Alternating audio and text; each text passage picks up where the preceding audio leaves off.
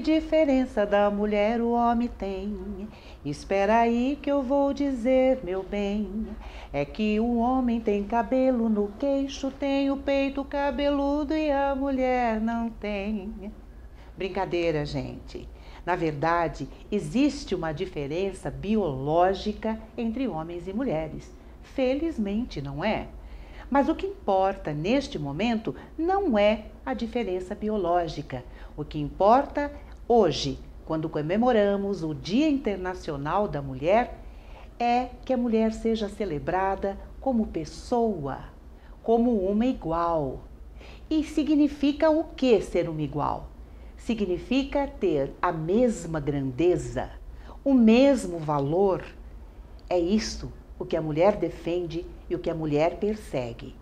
Nós, mulheres, temos que ter competência, discernimento, sabedoria e coragem para nos assenhorarmos dos direitos até agora conquistados e dos que ainda estão por conquistar. Feliz Dia das Mulheres! Vou falar um pouquinho da minha experiência profissional aqui no Tribunal de Contas do Estado de São Paulo, onde eu estou há 33 anos, entrei aos 19 anos e passei por vários cargos do tribunal, através de concurso público, onde a gente verifica que as mulheres podem competir em igualdade com os homens, ou seja, as mulheres se inscrevem, fazem a prova, fazem o concurso e na mesma igualdade com os homens são galgadas aos cargos que são abertos pela administração pública. Aqui no Tribunal de Contas do Estado de São Paulo, muitas mulheres, como eu, galgaram postos de direção, de assessoramento e outros, tanto quanto os homens. Nós temos um número maior de mulheres trabalhando aqui no Tribunal de Contas do que de homens. É fácil? Foi fácil? Não. Toda carreira e todos os cargos que você ocupa têm as suas dificuldades. Então, sempre a gente fala, tem os ônus e os bônus, tem as dificuldades, mas também tem as coisas boas que acontecem e que vão te levando adiante.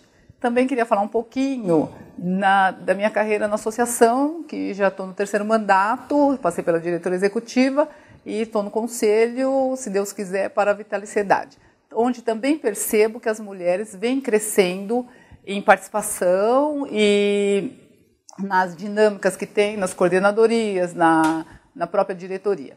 Aqui, voltando aqui ao Tribunal de Contas, eu gostaria de dizer que eu estou trabalhando hoje, chefiando o Gabinete da Presidência, da primeira mulher conselheira em 90 anos do Tribunal de Contas. Então, é um marco histórico para nós, porque é a primeira mulher que galgou o cargo de conselheira e hoje é presidente de uma Corte de Contas, onde, repito, em 90 anos não houve uma mulher conselheira.